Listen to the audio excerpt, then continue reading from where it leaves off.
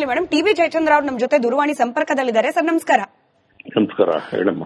ಕೃಷಿ ಇಲಾಖೆಯಲ್ಲಿ ಸರ್ ಸಚಿವರೂ ಇಲ್ಲ, ಮತ್ತೊಂದು ಕಡೆಯಲ್ಲಿ ಸಿಬ್ಬಂದಿ ಕೊರತೆ ಕೂಡ ಇದೆ ಅನ್ನೋದು ರೈತರನ್ನ ಕಂಗಡಿಸಿದೆ. ಬೆಳಗ್ಗಿನಿಂದ ರಿಪಬ್ಲಿಕನ್ ಇದೇ ವಿಚಾರಕ್ಕೆ ಅಭಿಯಾನ ಮಾಡಿದೆ. ಸರ್ ಒಂದ್ ಚಿಕ್ಕ ಲೆಕ್ಕ, ಕ್ಷಮೆ ಇರಲಿ, ಒಂದ್ 10 ಸೆಕೆಂಡ್ ಎಕ್ಸ್ಟ್ರಾ ತಗೊಂಡು ಪ್ರಶ್ನೆ ಕೇಳ್ತಿದ್ದೀನಿ. ಕಲಬುರಗಿಯಲ್ಲಿ ಒಟ್ಟಿರೋದು 199, ಅಲ್ಲಿರೋ ಸಿಬ್ಬಂದಿ ಕೇವಲ 136. ಗದಗದಲ್ಲಿ 200 ಇರೋದು ಹುದ್ದೆ 116. ಸರ್ ನಾನು ಬರೀ ಕೃಷಿ ಇಲಾಖೆ ಲೆಕ್ಕ ಕೊಡ್ತಾ ಇದ್ದೀನಿ. ಬೀದರ್ನಲ್ಲಿ 254, 154 ಖಾಲಿ ಇದೆ. ಅಂದ್ರೆ ಆಲ್ಮೋಸ್ಟ್ ಸರ್ ರಾಜ್ಯದ ಯಾವುದೇ ಜಿಲ್ಲೆಯಲ್ಲಿ ಕೈಗೊಂಡು ನೀವು ಲೆಕ್ಕ ಹಾಕಿದ್ರು ಕೂಡ ಮೋರ್ ದೆನ್ 50% ವೇಕೆನ್ಸಿ. ಸಚಿವರು ಇಲ್ಲ, ಸಿಬ್ಬಂದಿನೂ ಇಲ್ಲ, ರೈತರ ಕತೆ ಏನ್ ಸರ್ ಹಾಗಾದ್ರೆ? ನಾನು ಕೃಷಿ ಮಂತ್ರಿ ಆಗಿದ್ದವನು. ಸುಮಾರು 27 ವರ್ಷದಿಂದ ಕೃಷಿ ಮಂತ್ರಿ ಆಗಿದ್ದೆ ನಾನು. ನಿಜ, ನಾನು ಒಪ್ತೇನೆ, ಇವತ್ತು ವೇಕೆನ್ಸೀಸ್ ತುಂಬಾ ಇದೆ. ವೇಕೆನ್ಸೀಸು ನಾನು ಇದ್ದಾಗ ಅಸಿಸ್ಟೆಂಟ್ ಡೈರೆಕ್ಟರ್ಸ್ ಮತ್ತು ಅಗ್ರಿಕಲ್ಚರ್ ಆಫೀಸರ್ಸ್ ಅವ್ರನ್ನ ಫಿಲಪ್ ಮಾಡಿದ್ಬಿಟ್ರೆ ತದನಂತರ ಆಗ್ಲಿಲ್ಲ. ಇದಕ್ಕೆ ಯಾರೊಬ್ಬರನ್ನು ಹೊಣೆ ಮಾಡಕ್ ಬರೋದಿಲ್ಲ. ಸಕ್ಸೆಸಿವ್ ಗವರ್ಮೆಂಟ್ ಬಂದಾಗ ರಿಟೈರ್ಮೆಂಟ್ ಆದಂಗೆ ವೇಕೆನ್ಸೀಸ್ ಫಿಲಪ್ ಮಾಡಬೇಕು. ಅದು ವೇಕೆನ್ಸಿಗಳು ಫಿಲಪ್ ಆಗಿಲ್ಲ. ಈಗ ಇಂಟರ್ನಲ್ ರಿಸರ್ವೇಶನ್ ಅಂತ ಪ್ರಾಬ್ಲಮ್ ಬಂದ ಹಿನ್ನೆಲೆಯಲ್ಲಿ ರಿಕ್ರೂಟ್ಮೆಂಟ್ ಆಗಿಲ್ಲ. ಈಗ ನಮ್ಮ ಹೊಸ ಸರ್ಕಾರ ಡಿ.ಕೆ. ಶಿವಕುಮಾರ್ ಅವರು ಈಗಾಗಲೇ ಒಂದು ದಿಟ್ಟವಾದಂತ, ಹಿಂದೆನೂ ಕೂಡ ತೀರ್ಮಾನ ಆಗಿತ್ತು, ಇಂಟರ್ನಲ್ ರಿಸರ್ವೇಶನ್ ಯಾವ ಪ್ರಪೋರ್ಷನ್ ಅಲ್ಲಿ ಇರಬೇಕು ಅಂತ ಹೇಳಿ. ಈಗ ಅದಕ್ಕೆ ಪ್ರಕ್ರಿಯೆ ಪ್ರಾರಂಭ ಆಗಿದೆ. ಅದೊಂದು ಒಳ್ಳೆ ಬೆಳವಣಿಗೆ. ಈಗ ನಾವು ಒಟ್ಟು 7.5 ಲಕ್ಷ ನೌಕರರು ಇರ್ತಕ್ಕಂಥದ್ದು ಕರ್ನಾಟಕ ಸರ್ಕಾರದಲ್ಲಿ. ಸುಮಾರು 2.25 ಲಕ್ಷ ವೇಕೆನ್ಸೀಸ್ ಇದೆ. ಆ ವೇಕೆನ್ಸೀಸ್ ನಲ್ಲಿ ಫಿಲಪ್ ಮಾಡೋದಕ್ಕೋಸ್ಕರ ಟೆಂಪರರಿಯಾಗಿ ತಗೊಳ್ತಕ್ಕಂಥ ಕೆಲಸವನ್ನ ಮಾಡ್ತಾ ಇರ್ತಕ್ಕಂಥದ್ದೇ. ಬಟ್ ಸ್ಟಿಲ್ ಹಾ ಸರ್ ಕೇಳಿಸ್ತಾ ಇದೆ. ಬಟ್ ಸ್ಟಿಲ್ ಸರ್ ಕೃಷಿ ಇಲಾಖೆಗೆ ಸ್ಪೆಸಿಫಿಕ್ ಆಗಿ ಕೇಳೋಂಗಿದ್ರೆ ನೀವು ಹೇಳಿದ್ರಿ, ಅಂದ್ರೆ ಉನ್ನತ ಅಧಿಕಾರಿಗಳ ನೇಮಕವನ್ನು ನೀವು ಮಾಡಿದ್ರಿ ಅಂತ ಹೇಳಿ ಅದಕ್ಕೆ ಲೆಕ್ಕನೂ ಕರೆಕ್ಟ್ ಆಗಿದೆ ಸರ್. ನಾನು ಆಗ್ಲೇನೂ ಹೇಳ್ತಿದ್ದೆ ಗ್ರೂಪ್ ಎ ಅಪ್ ಟು 9% ಅಷ್ಟೇ ಅಲ್ಲ ಜಯಚಂದ್ರ ಸರ್. ಬಟ್ ಈ ಗ್ರೂಪ್ ಬಿ, ಸಿ, ಡಿ ಅದ್ರ ನೇಮಕ ಯಾಕೆ ಇಷ್ಟು ಅಂದ್ರೆ 70%, 79% ಖಾಲಿ? ಇದನ್ನ ನಾವು ಸಕ್ಸೆಸಿವ್ ಗವರ್ಮೆಂಟ್ಸ್ ಎಲ್ಲಾ ಕಡೆನೂ ಕೂಡ ಅಪಾಯಿಂಟ್ಮೆಂಟ್ ಡಿಲೇ ಆಗಿದೆ. ಔಟ್ಸೋರ್ಸ್ ಅಂತ ಹೇಳಿ ಏಜೆನ್ಸೀಸ್ ಮುಖೇನ ಮಾಡ್ತಾ ಇರ್ತಕ್ಕಂಥದ್ದು ಅದು ತಪ್ಪು ಅಂತಕ್ಕಂಥದ್ದು ಮನವರಿಕೆ ಆಗಿದೆ ಎಲ್ಲರಿಗೂ ಕೂಡ. ಈಗ ಔಟ್ಸೋರ್ಸ್ ಅಂತ ಹೇಳಿದ್ರೆ ಯಾರೋ ಒಬ್ಬ ಪ್ರೈವೇಟ್ ಏಜೆನ್ಸಿ ಕೊಟ್ಟು ಅವ್ರ ಮುಖೇನ ಅಪಾಯಿಂಟ್ ಮಾಡ್ತಕ್ಕಂಥದ್ದು, ಅವ್ರೆಲ್ಲೋ ಒಂದ್ ಕಡೆಗೆ ಅವ್ನು ಕೊಡೋ ಲೆಕ್ಕನೇ ಒಂಥರ ಇರುತ್ತೆ, ಇದೊಂಥರ ಆಗ್ತದೆ. ಸೊ ಆ ಕಾರಣಕ್ಕೆ ಅದಕ್ಕೆ ಒಂದು ಇತಿಶ್ರೀ ಆಡೋಕ್ಕೋಸ್ಕರ ರಿಕ್ರೂಟ್ಮೆಂಟ್ ಈಗ ಪ್ರಕ್ರಿಯೆ ಪ್ರಾರಂಭ ಆಗಿದೆ. ಅದು ಆದಷ್ಟು ಬೇಗ ಆಗಲಿ ಅಂತೇಳಿ ನಾನು ಆಶಿಸ್ತಾ ಇದ್ದೀನಿ. ಕಡೆ ಪ್ರಶ್ನೆ ಜಯಚಂದ್ರ ಸರ್, ಆಯ್ತು ಈ ಲೆಕ್ಕಾಚಾರಗಳು, ಮೀಸಲಾತಿ, ಹಾಗೆ ಅಧಿಸೂಚನೆ ಎಕ್ಸೆಟ್ರಾ ಇದೆಲ್ಲ ಒಬ್ಬ ಸಾಮಾನ್ಯ ರೈತನಿಗೆ ನಿಲುಕದ ವಿಚಾರಗಳು ಸರ್. ಅವ್ರಿಗೆ ಏನ್ ಬೇಕು? ತಮ್ಮ ಸಮಸ್ಯೆಗೆ ತಕ್ಷಣ ಸ್ಪಂದಿಸೋರು ಅಥವಾ ಅಟ್ಲೀಸ್ಟ್ ಆಲಿಸೋರು ಬೇಕು ಅಂತ. ಈ ಲೋಕಲ್ ಬಾಡಿ ಎಲೆಕ್ಷನ್ ಆಗಿಲ್ಲ ಸರ್, ಅದ್ರ ಜೊತೆಗೆ ಸಿಬ್ಬಂದಿಗಳ ಕೊರತೆ, ಕೃಷಿ ಸಚಿವರೂ ಇಲ್ಲ. ಈ ನೆರೆ ಬರ ಪರಿಸ್ಥಿತಿಯಲ್ಲಿ ಹಾಗಾದ್ರೆ ರೈತರಿಗೆ ಹೌದು. ಇನ್ನ ಈಗ ಆಯ್ತು ಕ್ಯಾಬಿನೆಟ್ ಎಕ್ಸ್ಪಾನ್ಷನ್, ಮೊನ್ನೆ ಹೊಸ ಮುಖ್ಯಮಂತ್ರಿ ಆಡಳಿತಕ್ಕೆ ಬಂದಿದ್ದಾರೆ. ಇನ್ನು ಕೆಲವೇ ದಿವಸದಲ್ಲಿ ಆಗ್ಬೋದು ಅಂತಕ್ಕಂಥ ವಿಶ್ವಾಸ ನಮಗಿದೆ. ಆಗ್ತಾರೆ, ಕೆಲವು ದಿವಸದಲ್ಲೇ ಕೃಷಿ ಮಂತ್ರಿಗಳು ಬರ್ತಾರೆ, ತೋಟಗಾರಿಕೆ ಮಂತ್ರಿಗಳು ಕೂಡ ಬರ್ತಾರೆ. ಇವೆಲ್ಲದಕ್ಕಿಂತ ಮುಖ್ಯವಾಗಿ ನಮಗೆ ಈ ಸರಿ ಬರ ಕಾಡ್ತಾ ಇದೆ. ಇರಬೇಕಾದಾಗ ಅಧಿಕಾರಿಗಳು ಬಹಳ ಮುಖ್ಯವಾಗಿ ಕೃಷಿ ಇಲಾಖೆನಲ್ಲಿ ಆಗ್ಲೇಬೇಕಾಗ್ತದೆ. ಅದಕ್ಕೆ ಬೇಗ ಮಾಡ್ತಾರೆ ಅಂತಕ್ಕಂಥ ವಿಶ್ವಾಸ ಇದೆ. ಅದು ಏನಾಗಿದೆ ಅಂದ್ರೆ ಇಲ್ಲಿ ಒಂದು ಕಡೆ ಬರ ಇರತಕ್ಕಂಥ ಹಿನ್ನೆಲೆಯಲ್ಲಿ ಇನ್ಶೂರೆನ್ಸ್ ಮಾಡೋದು ಪ್ರಾಬ್ಲಮ್ ಆಗಿದೆ.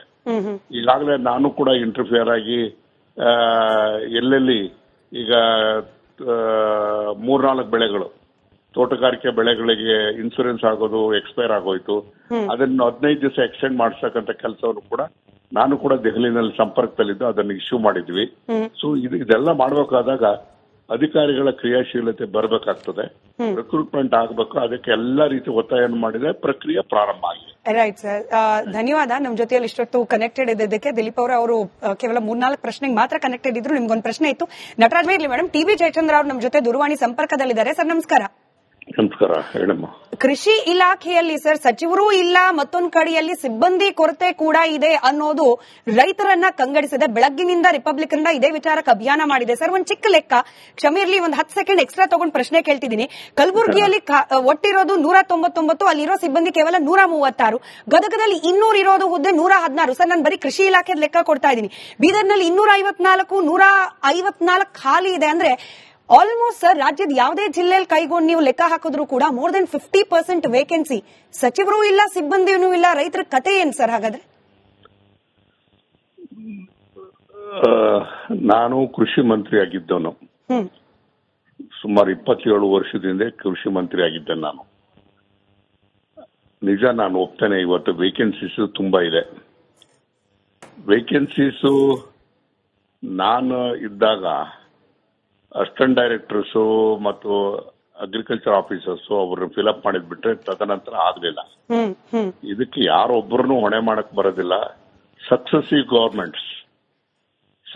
ಗವರ್ಮೆಂಟ್ ಬಂದಾಗ ರಿಟೈರ್ಮೆಂಟ್ ಆದಂಗೆ ವೇಕೆನ್ಸೀಸ್ಗಳನ್ನ ಫಿಲಪ್ ಮಾಡಬೇಕು.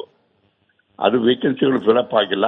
ಈಗ ಇಂಟರ್ನಲ್ ರಿಸರ್ವೇಶನ್ ಅಂತ ಪ್ರಾಬ್ಲಮ್ ಬಂದ ಹಿನ್ನೆಲೆಯಲ್ಲಿ ರಿಕ್ರೂಟ್ಮೆಂಟ್ ಆಗಿಲ್ಲ.